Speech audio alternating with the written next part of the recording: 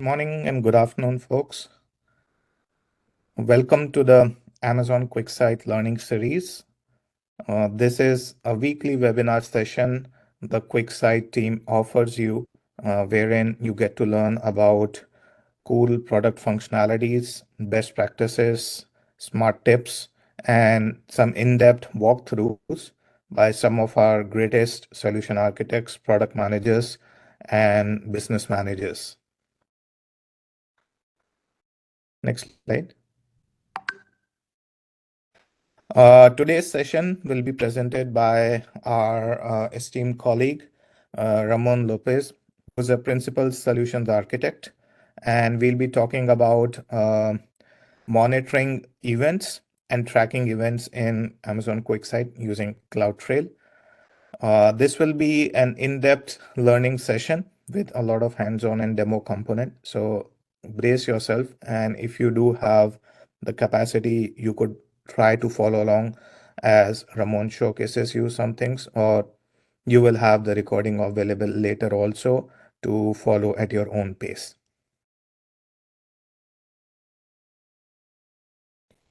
I'll take a brief moment to walk you through about the QuickSight community and how you can use this not only for today's session to ask questions, but overall in your learning experience.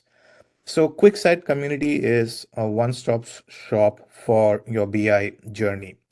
So this includes learning anything about QuickSight or sharing your learnings with others, uh, understanding what's going on in this space in some of the recent events which we are planning, some of the blog posts which our staff provides, as well as using the Q&A questions to ask any question you may have in your mind, or even look what some of the existing questions were that can answer something you have in your mind without having to go through that cycle yourself. Next slide. A quick overview of some of the events that happen. So all of you are attending this learning series. As I said, it's a weekly session, Wednesdays at 10 a.m. Pacific time, that is suited for audience in the Americas region. We have the same edition on Thursdays, 10 a.m. European Central Time, suited for the European audience. But that's not it. We have other recurring events as well. So the first Friday of the month, we have a new feature series that's at 8:30 a.m. Pacific time. The second and third Wednesdays, we have immersion days for Americas. These are rotating sessions on different topics such as authoring, Q, etc. The European immersion day happens on the third Wednesday at 10 a.m. European time. And finally, on the fourth Thursdays of the month, we have live Q&A with our solutions architect. This live Q&A is a session where we exclusively take question and answers without having any presentation or set agenda, so that we can maximize answering what's on your mind. All of that is available on the community for you to sign up and see, and I'll shortly walk you through how to use that as well. So please take a moment and take a screenshot of this barcode or QR code, or go to the community website, which is community.amazonquicksite.com. The first time you go there, and if you have not already signed up, it'll ask you to sign up. It's a quick 2-minute process. You need to give your email, do the confirmation, and then you are all set to go.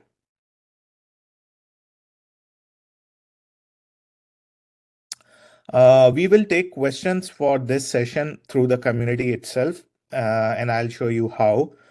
We will use a particular tag as we do with all learning series session. For this session, our tag is hashtag QLS-event-tracking.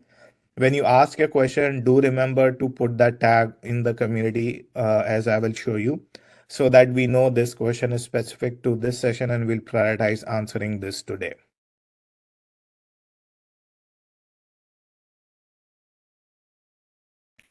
Finally, one of the most common questions about the recording for this session. Yes, we record all most of our one-to-many events. This will be recorded as well and will be shared on the QuickSight community as well as the YouTube channel for Amazon QuickSight, where you can access it. Please give it some time. We generally post the recordings within 7 to 10 days, and once it's there, it'll sit there forever.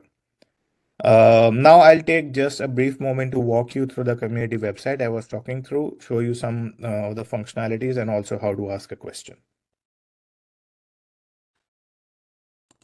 Okay, so this is the community website. As I said, you can log in by using the URL community.amazonquicksite.com. On the top, you will see some of the featured content. These are the latest and the greatest that's happening. So for example, we recently had a Wish challenge and we announced the winners. We have our recurring learning series and we have events also on the partner side if you're interested in. So you can access them directly up from here. If you go below, this is where you can dive deep to individual pages. The first one is for question and answers, which we'll go explore a little today. But I would strongly recommend to explore the Learning Center as well.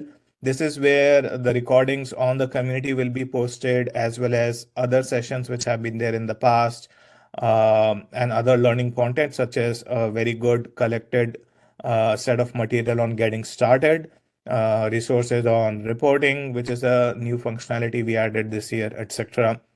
The next will be your what's new or blog posts. Our solutions architect regularly keep writing blog posts for you to be up and running with the latest that's happening in QuickSight. And finally, the event space. This is where you will go if you want to sign up for any other event which I talked about, such as immersion days, the Q&A sessions, etc.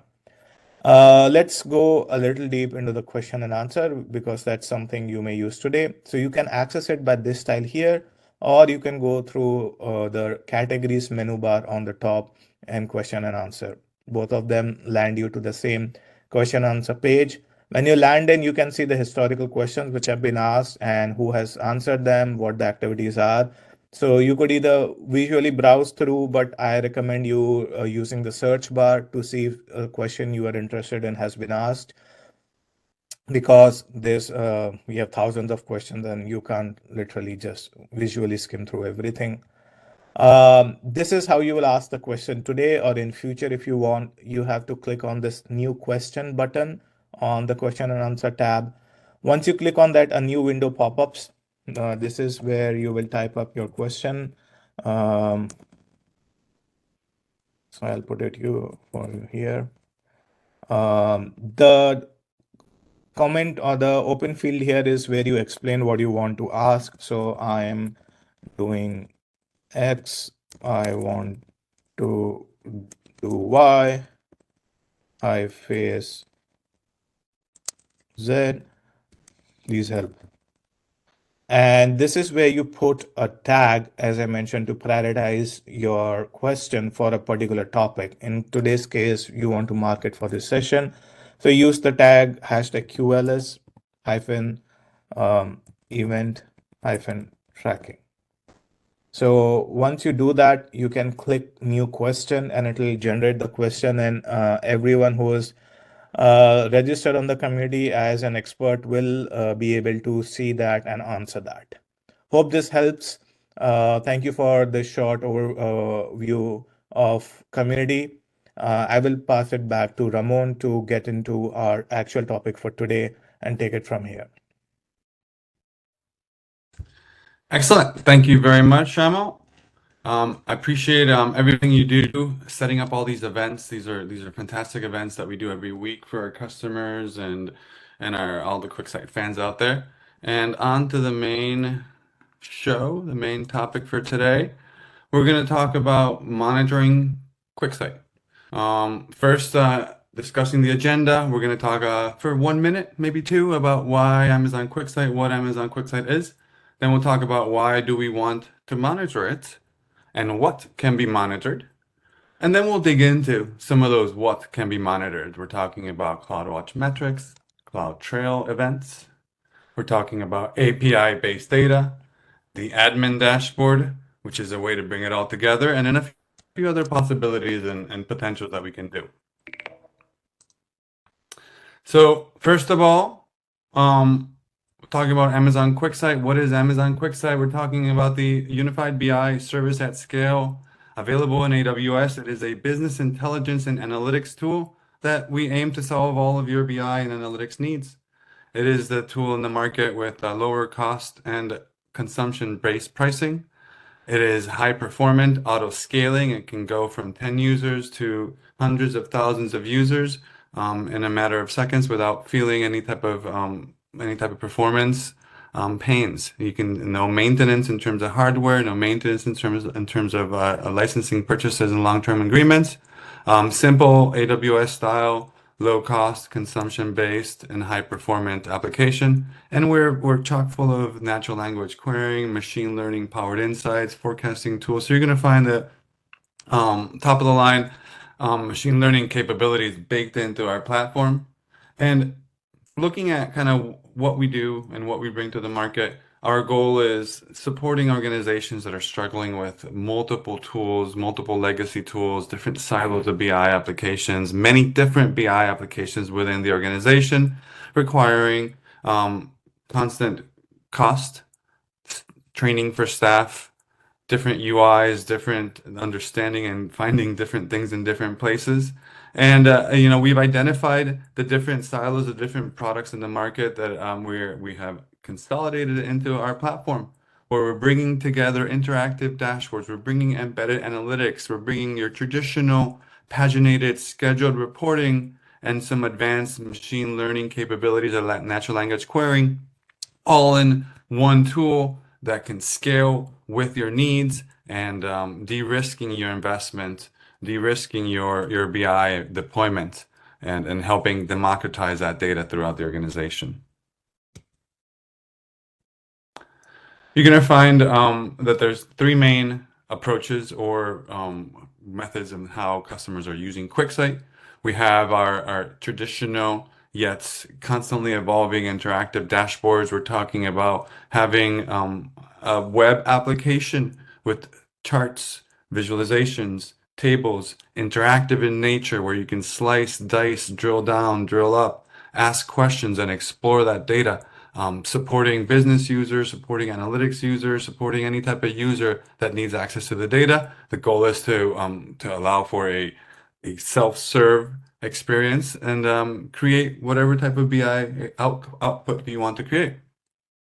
We also focus on the embedding of these analytics, of these dashboards, of these insights into your applications. So we're talking about taking charts, taking visualizations, taking analytics products and making them native and seem like they're part of your application, whether it's an internal portal for employees within the organization, whether it's a B2B or a B2C application, or it's a public portal on your website. There's different capabilities depending on the use case, and we're here to support kind of all those embedding needs, making sure that you can maximize the value of both your application as well as your data that you have available on hand. And lastly, this is one of our new features. It's very exciting. It's growing pretty fast. We're very happy with the growth of it. It's enterprise reporting. We're talking about your paginated reporting, having a beautiful pixel perfect style designed report that you can send over email, send via PDF, and make available. We've added some our own twist to that capability with some very some neat scheduling possibilities, having the ability of looking at the historical PDFs, exploring CSVs, and upcoming other features like Excel and a bunch of other things as we work with our customers. As you would expect, those features are evolving, and it's a very exciting product line.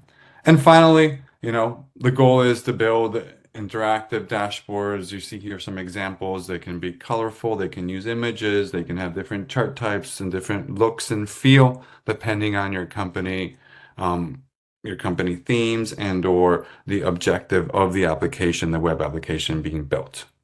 Okay. Now that we know a little bit about QuickSight, we're going to jump in and talk about monitoring QuickSight and what we can do. Again, I'll pause here for a second. I do want to state that you can ask questions through the community. I urge you all to help let us know what you're thinking in terms of the content being provided today, and then what you're not seeing and what you would like to see out of these capabilities. Happy to continue the conversations beyond today's session. whether it's in an interactive fashion or if you're watching this video online. So please engage with us. We're looking to hear from you and seeing how we can continue improving what we have today. So why monitor QuickSight? I'm going to kind of highlight a few reasons. Maybe one reason is you're looking at adoption and you want to know what dashboards are being used the most, what dashboards are not being used, what users are using them. Getting an insight into how your BI, how your analytics, how your data is being used in the organization can help support your strategy and drive, decision making, allocation of resources, etc. Governance, I want to see what's going on in the BI application. I want to see what data sets, what tables, what data sources we're connecting to. I want to see what type of metrics we're calculating. There's cases that it's just more about understanding and building better solutions for our internal customers. Maybe it's actual governance where we want to restrict and monitor and be vigilant over what people are connecting to. Having that visibility is important. Being able to trigger workflows based on different events happening in the application. We're talking about automation here.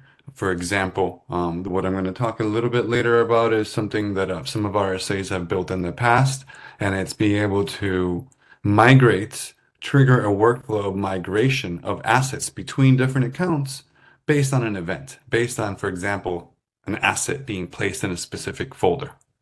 So we'll dig into that a little bit. So that's event-based workflows. Application hygiene. So everyone likes a tidy room.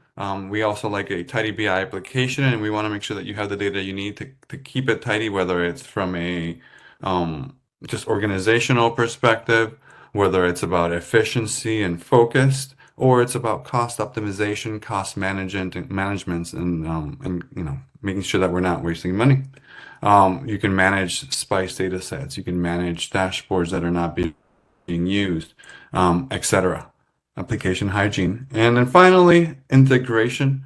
We have, there's many different tools out there, whether it's semantic layers, data catalogs, and others that want to integrate, that want to be able to pull some of that metadata about the BI assets being stored and catalog them for some reason. So we have the APIs that allow you to build those types of integrations, and we're working with partners to execute on those. Now we will tap into a little bit about the actual data that we can extract from the AWS ecosystem. And there's a few different data points that are important to understand their differences, why one versus the other, and then there's the ultimate combining different data from different places to support your big picture goals. So these are, first of all, these are AWS services. So these are different services available through the AWS console that allow that either keep track of this data and allow you to access the data. The first service that I'll mention is AWS CloudWatch. CloudWatch being the application that can keep track of metrics, store the metrics, and give you access to them. So some examples of that is per object and time-based specific KPIs that we can access. And I'll dig into that a little bit, show you what they are, and so you can access them. Cloudtrail. Cloudtrail is the place where you would go to find all the logs for all the different applications and services running in the AWS ecosystem. We have a combination of both API and non-API based logs being tracked by user, by service, to and from. We're tracking all API events, and then we're tracking a variety of non-API events, and we'll dig into what those events are and how to access them. We have the QuickSight public APIs. So these are service-specific APIs that QuickSight makes available for our customers and developers to use. Many of these API endpoints allow you to describe the objects and get information on these objects. By doing and extracting that information, storing it somewhere, and then analyzing it, you're able to understand a lot about pretty much all the assets that are in the application, and you combine them with your event tracking, and you have metadata as well as events, and know who is doing what on what and when. It's all very valuable information. And finally, you have your CUR, your cost and usage reports. These cost and usage reports can be available in a variety of different ways, including the CID dashboards or just getting the current report. That won't be the focus of my conversation today. There'll be further webinars about that, but it's something that is important to mention as it's part of the big picture. Excellent. So we're going to dig into CloudWatch metrics, and we're going to talk about what data is available from CloudWatch metrics. And it comes in a few different categories. The first category is it's per dashboard metrics. So we're looking at high-level numbers over time per dashboard on how many times was it viewed and what was your average load time. So you can see what dashboards are popular, what dashboards are performing, what dashboards are not performing that require attention. You can see per dataset ingestion metrics. So we're talking about loading information into Spice. So error counts. How many times is ingestions happening? What is the latency on those ingestion and what are the row counts per ingestion?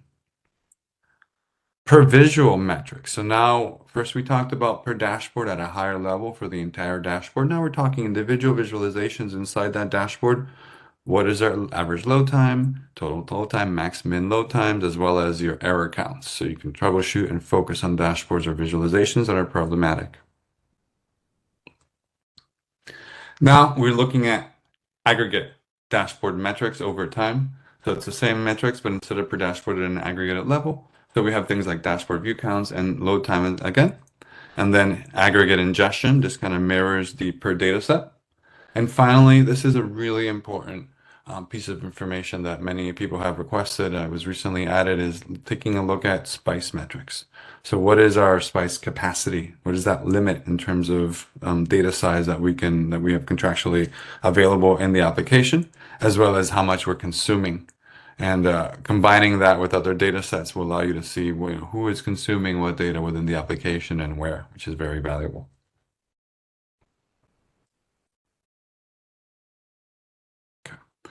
Now, in terms of how do we access this data from CloudWatch? So there's two main methods that I'm going to talk about here. The first one being the CloudWatch console. So you can access through the AWS console, the CloudWatch application, and then there's a automatic dashboard available as long as you have a QuickSight account that gets created that has a variety of KPIs, high level, as well as the ability to drill down. And one of my favorite capabilities with leveraging CloudWatch metrics is being able to set up alarms. So for all of these different KPIs and numbers that we're looking at that are made available, metrics, we can create an alarm and send notifications. For me, the most obvious one is in terms of dashboard or visual load time, to keep an eye on, maybe there's specific dashboards or specific applications that have very high levels of SLA or customer expectations. And I just want to monitor it constantly and set alarms, maybe on my load time, maybe on my dashboard views. I am able to do so through this alarm feature. Let's say the dashboard for some reason stops loading. There's the ability to get notified immediately and take action and fix things. Now, the more advanced and involved approach of getting this CloudWatch metric is leveraging AWS Athena and an AWS Athena connector that's available that allows you to write SQL, to write queries against these CloudWatch metrics and do as you wish with them. One scenario that we could propose here for leveraging this data is using QuickSight itself to have a data set that is querying this CloudWatch data through Athena, and then have some dashboards on top of it. That way you can interact with that CloudWatch metrics data, as well as necessary, combine with other data to create a holistic perspective. All right, I'm going to jump in and do a quick interactive demo of some CloudWatch metrics. So here we are in our AWS console. First, we can go into the CloudWatch application just by searching for CloudWatch through their service menu. Once we get here, you have a home page that gives you some high-level information in terms of your services, application insights, etc. But the first thing I want to highlight here is the dashboard area. You have here your custom dashboards. These are dashboards that maybe you created by hand, but what makes this easier to access and available to everybody is these automatic dashboards that you'll find here. You can favorite it so it shows up on your homepage dashboard, but just by accessing the dashboard, we'll see a variety of KPIs grouped in the same sections as I mentioned earlier. The first thing I always do here is pick my time frame by which I want to analyze my data. Right now, or the default is normally 3 hours, but for the sake of getting more data in here, let's take a look at a week's perspective of data. And it'll start at a high level with some dashboard and visual KPIs. So what are my total views, average load times, average visual load time, and number of errors? And then looking at ingestions, how many actual ingestions do I have in the 1 week span? Almost 300. What is my average ingestion time? How many errors and how many rows am I loading into Spice? So that's high level KPIs. For each one of these, you're able to actually kind of drill down and see more detail. So for example, if I want to look at my ingestion row count, I can drill down into my ingestion. It opens up another tab here where we see ingestions over time. And we can see the daily activity of ingestions and see over the last few days, there's been some bigger and bigger work happening, some projects I've been working on. Um, Continuing to explore, we have some trends over time, whether it's dashboard load times, visual insights, ingestion data. And here at the bottom, you have that spice capacity I was talking about earlier, where I can see what my total capacity allocated is by my account, how much am I utilizing. We see here that little increase in the last, maybe in the last day or so. Drill into the last day and I'll see the activity there. CloudWatch metrics is it's available out of the box. And one of the great advantages of it is how easy it is to set up and access. Now, finally, in terms of the alarms, that's like the other kind of neat thing that is available here out of the box is being able to pick one of these metrics. For example, I'm looking at load time, average load time, and I created an alarm for myself. And I say, listen, any dashboard that takes more than 10 seconds to load, over a 5 minute span, I want you to give me a notification. I just set up this alarm this morning, so there's insufficient data right now to actually trigger the alarm. But once it gets enough data over time, it'll go ahead and start sending me notifications if and when the dashboard load time surpasses the threshold defined in the alert. The last thing I want to show here with CloudWatch is the insights. There's ways to get some specific insights into certain applications that are available through application insights right here. So if you set up these specific insights, you'll start seeing some of these insights popping up specific to an application powered by some machine learning within the CloudWatch service. Great. We're going to go ahead and move on and keep exploring some of the other monitoring capabilities available.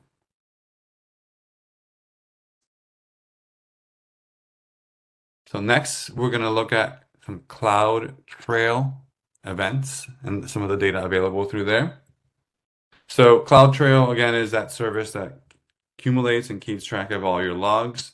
So we talked about two different types of data is available in or log or events being tracked in Cloudtrail. We have API events. API events can be things like the creation of folders or updating a folder permissions. You have themes or creating of themes, analysis and dashboard permissions. Any changes to some of these objects that are happening via APIs, we're going to see an event for them that allow you to take a measure them as well as trigger workflows based on them. We also have non-API events. These are groupings or categories of different events that we're specifically keeping track of.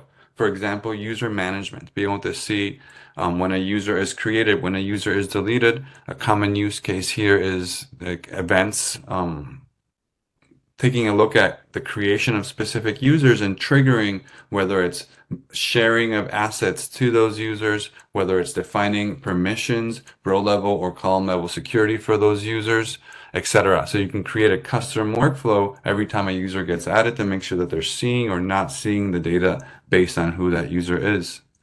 Subscription, there's APIs for the creation of subscriptions to dashboards so you can monitor and again take events and keep an eye on subscriptions for dashboards being shared out.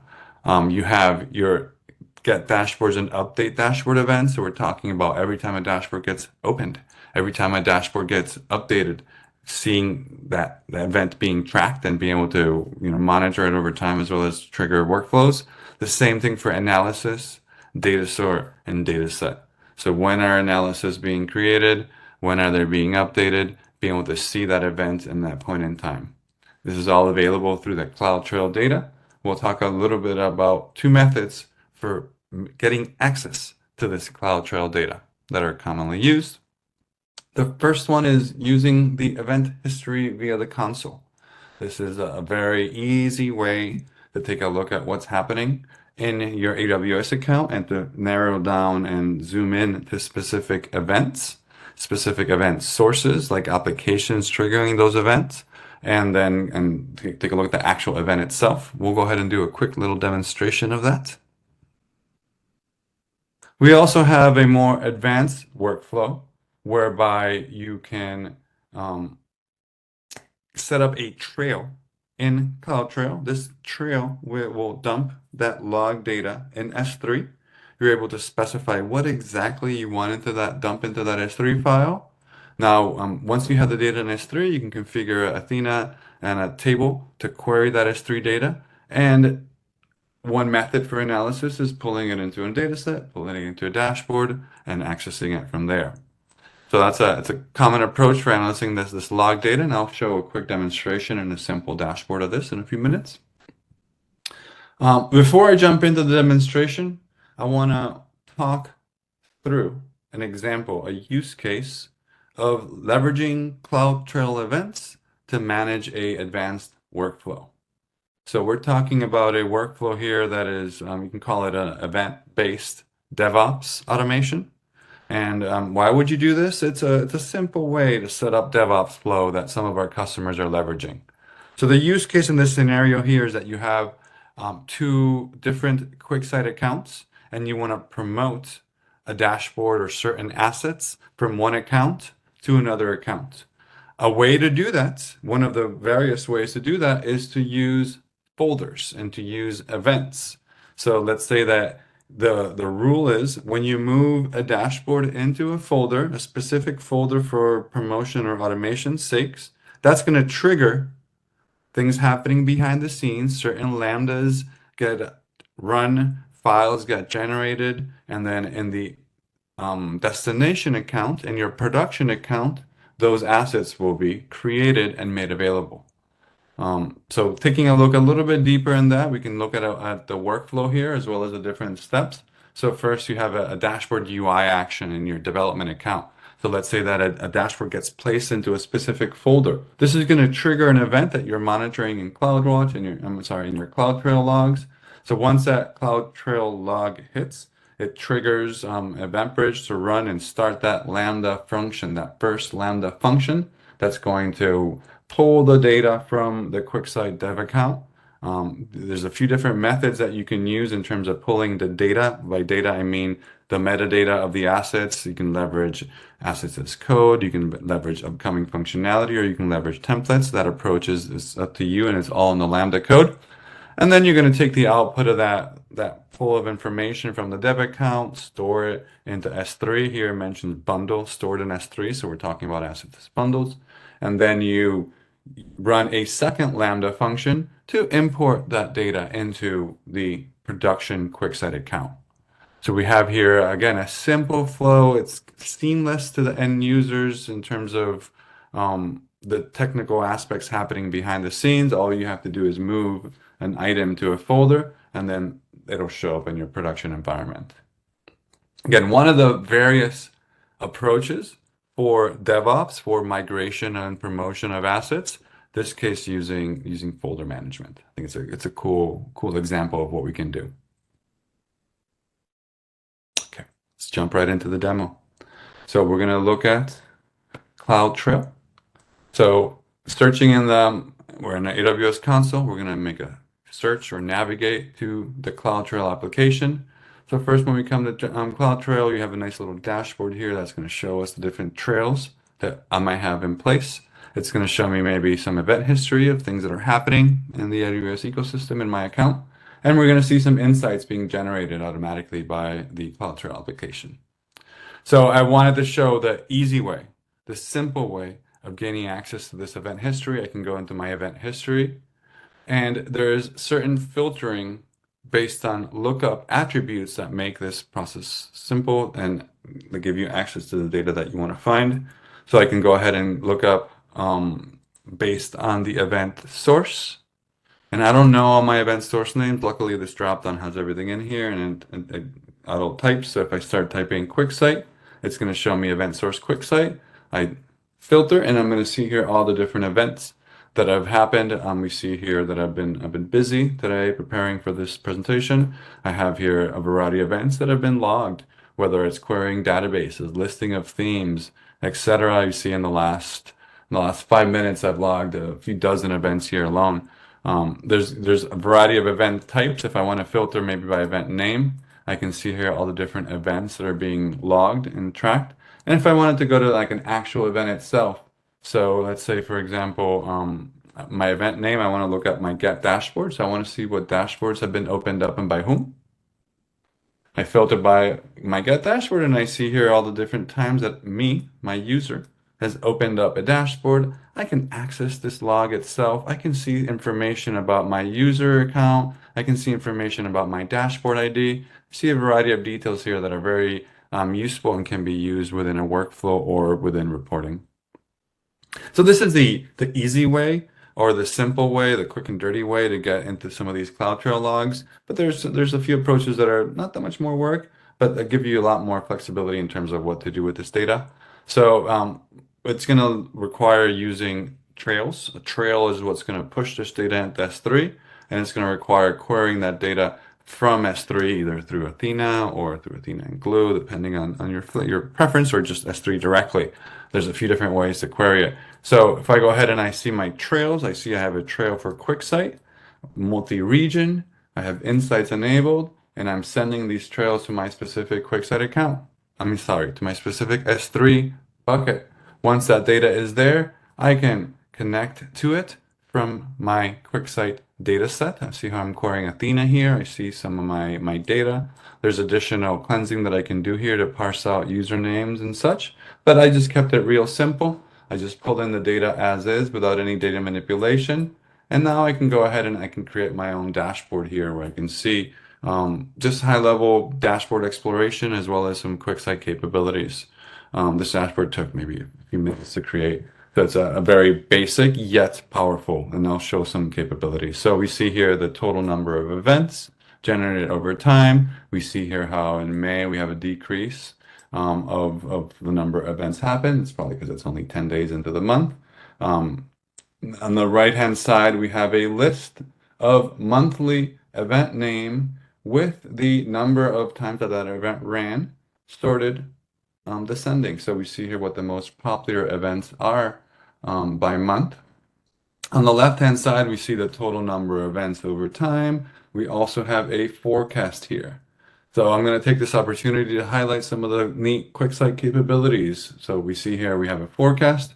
We also see that I can do things like contribution analysis. So I pick up a specific point. I see an increase there in the count of events. I can look at, hey, do an analysis on these contributions. And I want to look at maybe the event source, the event name, and maybe the user that requested it. And I want to see what contributed to that increase in that point in time. And we can see that, clearly QuickSight, Amazon is a major contributor, and get topic seems to be a hot item. So maybe on that specific day, there was a lot of activity with Q, one natural language query application that uses the topics concept. We also see potentially here what users. We see bottle 3 seems to be the most active, as well as null. We also see maybe some identities. There's a variety of contribution factors that we can explore just out of the box by clicking on a specific point in time. Now, focusing on a little bit on our forecast. I showed you here how we have this trend over time of total events with the forecast. One, my favorite part about these forecasts is the fact that they're interactive. So let's say that now I'm looking at a specific thing, maybe that list dashboards call, because I want to see what's happening there, trends there. And we see here that there's a pretty flat trend on the list dashboards API. But if I pick other endpoints, maybe like my described data source, I'm going to see that, or there's one here that had a pretty, first of all, marked increase as well as some pretty consistent seasonality to it. So it looks like there's some common patterns happening with the described data source API endpoint. Further down below, we have information on what IP addresses are triggering the events. What are the agents being utilized? Here we have Botto being the most common agent. High level, quick and dirty. You have the ability to see what's happening in your application by different events, and drilling down into the details. I think it's a very powerful way of seeing what's happening in QuickSight. Great. So that is the Cloudtrail logs. Now we're going to continue on with the third data source. We have our QuickSight APIs. QuickSight APIs are available most commonly using Botto, using the SDK application, and your common language of choice. There's four main categories of these QuickSight APIs. You have control access. So things like namespace, groups, IAM policies, restrictions on IP addresses, as well as dashboard, dataset, analysis, themes, all the permissions for these assets and resources. Find out all the metadata about these different concepts. Control settings. Taking a look at the account itself, different account settings, customizations, resource tags, all of that data and metadata is available through a variety of APIs in this section. We have control assets, which is more about the assets themselves, analysis, dashboards, templates, and themes, the operations, as well as the ability to list and describe those assets and their detailed metadata. So we're talking about an describe and analysis. You get all the information about all the different visualizations, all the different formulas, all the different calculated fields. All that information in the analysis is stored in the JSON object that's available via the API. And then parallel to the analysis and control assets, you have data resources. So these are things like slide is incorrect, but it's going to be things like data sources and data sets and all the associated metadata to data sources. So for example, I want to look at what databases am I connecting to? Am I connecting to SQL Server, Redshift, or Athena? This exploring the objects within the data sources will show you, what those access rights are, and then looking at the data set that's using the data source will tell you how many times is it being used and how much spice capacity is consuming, how much, tying the dots together can really give you a full picture and lineage of the BI application, where the data is coming from and where the data is used. So there's a pretty standard way of accessing this data, and it's because the data is stored via APIs. Most of the times, it's accessed via some type of Lambda automation code. Python code is the approach that I more commonly use, where you have maybe something on a schedule triggered by EventBridge, triggering the Lambda function that runs the Python code that will connect to the APIs in a certain list of order and store the output of those APIs, in some cases requiring some transformation depending on the data you're looking to get to from the JSON objects stored in S3, and make it available to Athena and to QuickSight in a dataset and a dashboard. There is an example of this that I'm going to share, and this is called the admin dashboard. We're gonna, by the way, there's going to be this presentation will be shared with all the links, so all the resources can be accessible through the links for everything that I've shown so far. So the admin dashboard is based on a blog post and is a CloudFormation stack that you can deploy, that will deploy and put in place all the different workflows and the different assets that you see on the screen here. It's going to have a variety of Lambda functions that are going to trigger data exports and are going to create different assets. Ultimately, the end result, whether you want to use a Redshift or not, by the way, is optional. You don't have to use Redshift. You can do everything with Athena and S3. But the end result is some interactive dashboards that give you insights out of the box after running the CloudFormation stack on your QuickSight environment. And I'll give a quick demonstration of that. All right, let's jump right into it.